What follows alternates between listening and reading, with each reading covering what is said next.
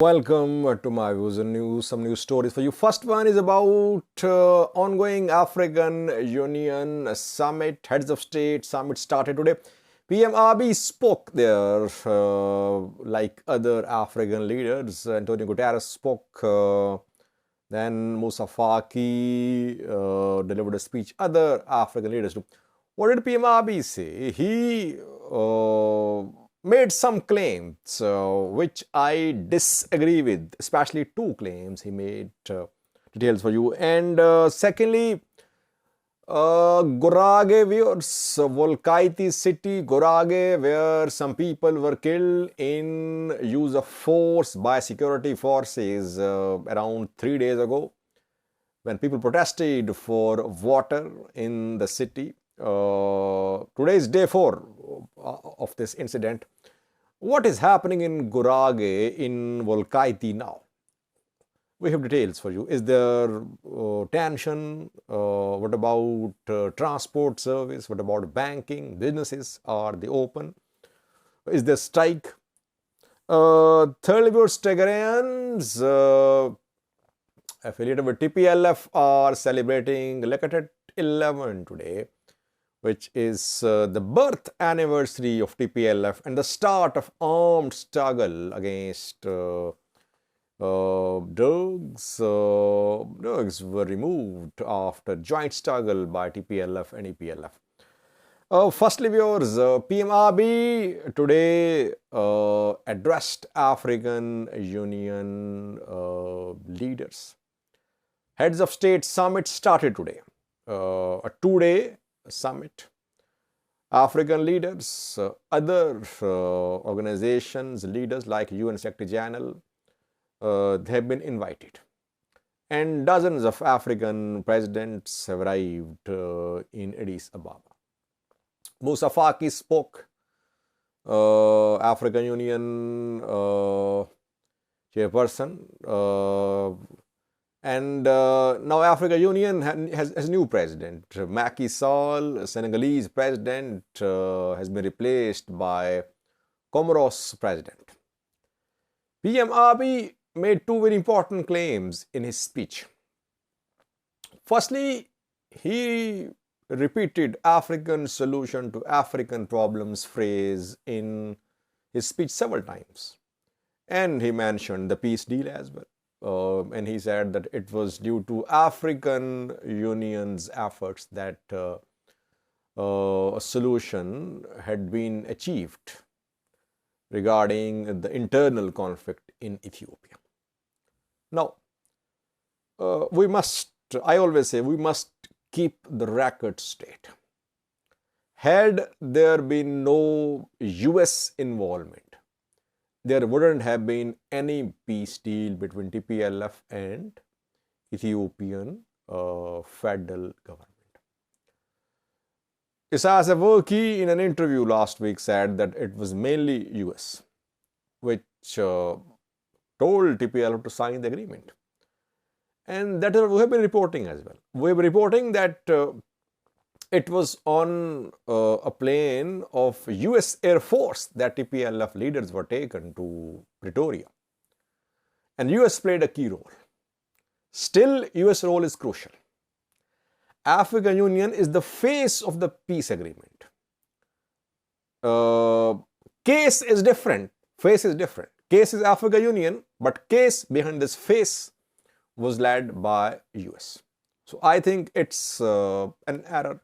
I consider it as an error. Secondly, he bragged about wheat export, that Ethiopia is on path of food self-sufficiency. Ethiopia has reached a milestone. It has started wheat export. Again, I've read some videos last week that millions in Ethiopia are still dependent on foreign wheat, which is being given by aid organizations to Ethiopians. It means Ethiopia is not able to feed its entire population. We cannot say Ethiopia is food sufficient, self-sufficient. It is exporting wheat. Why? Because it is in need of foreign exchange reserves. It wants to increase its foreign exchange reserves. Its currency dwindling, its birr value declining. So it needs cash for its foreign exchange reserves. Otherwise, Ethiopia is not close to wheat self-sufficiency. He called for establishment of a continental media house to highlight African issues. He said that other news outlets they portray unfair picture of Africa. That is why Africa should have its own continental media house to tell Africa's story. My question is, if such a media house is established, will it be allowed to work freely? Suppose such a continental media house established in Addis Ababa, Ethiopian capital, and its reporters start reporting about Ethiopian issues. Will Ethiopian government allow them to report freely, independently? Will other African countries like Uganda, like Rwanda, where there are rulers in power for decades, Eritrea, Djibouti, if their reporters of this proposed media house want to report, will the countries allow them to report freely? No. African media outlets can tell the story of Africa to the world if African countries allow them. You don't need to establish a continental media house. First of all, PM Abiy's government should ensure media freedom in Ethiopia. If Ethiopian media is allowed to work freely, international media will be forced to highlight the stories being done by Ethiopian media. But we know what is happening in Ethiopia. Journalists, news outlets are under pressure. Who has not been arrested in Ethiopia? Journalists, top journalists arrested. Some have left the country. Some fled. Lucy Casa fled. International journalists, some were expelled. Ethiopia will have to ensure freedom of press first. Then it should propose establishment of a continental media house. He reiterated this demand because last year as well, he made a similar demand, a proposal you can say. And secondly, he talked about the need for a permanent seat for Africa at UN Security Council and doubling the number of seats of Africa, of non-permanent members at UN Security Council. He talked about Green Legacy project, that Ethiopia had planted 60 billion trees.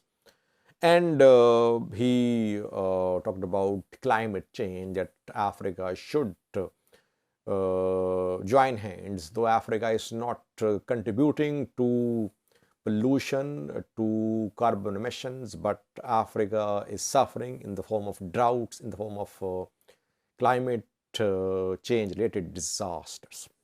Secondly, was Wolkite city of Gurage zone, where around 3 days ago, security forces opened fire at protesters.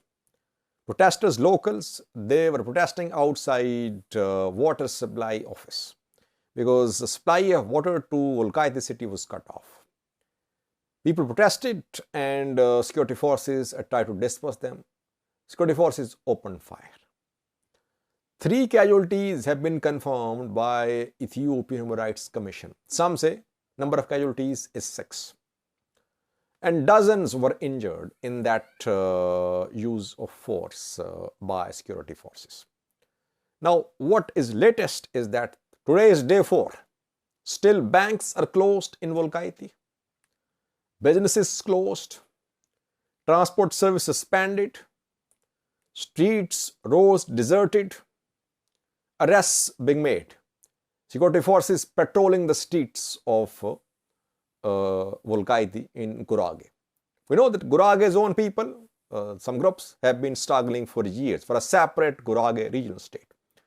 But Ethiopia has held a referendum. It wants to create a regional state split with SNNPR. but it is against the creation of a separate Gurage or separate Wolkite regional states. So tension there, and tensions are linked to the people's demand for a separate regional state along ethnic lines. Thirdly, viewers, the TPLF is celebrating its birth anniversary in Tigray, where programs, ceremonies are being held. Since last night, we're seeing gatherings in Tigray, in Makale. Gatherings were seen, official gatherings. The Bratson Gabriel Mikhail was seen honoring martyrs who lay down their lives in this struggle, which was jointly done by EPLF and TPLF. It was in 1975 when TPLF was unofficially formed. A few young men decided to start armed struggle, and then we saw that this struggle led to change in Ethiopia, in the Horn of Africa. So it was a historic change which happened in Ethiopia because of this struggle launched by EPLF and TPLF. This day, though it is a day of the birth of TPLF, is celebrated officially in Tigray. It means that though TPLF is a political party like other parties, but since it has its role in the creation of new Ethiopia, that is why you cannot disassociate TPLF and Tigray, because TPLF created new Ethiopia. That is why officially it is celebrated. Tigray regional government officials, they participate in this official program. Debretsion spoke in his speech. He said that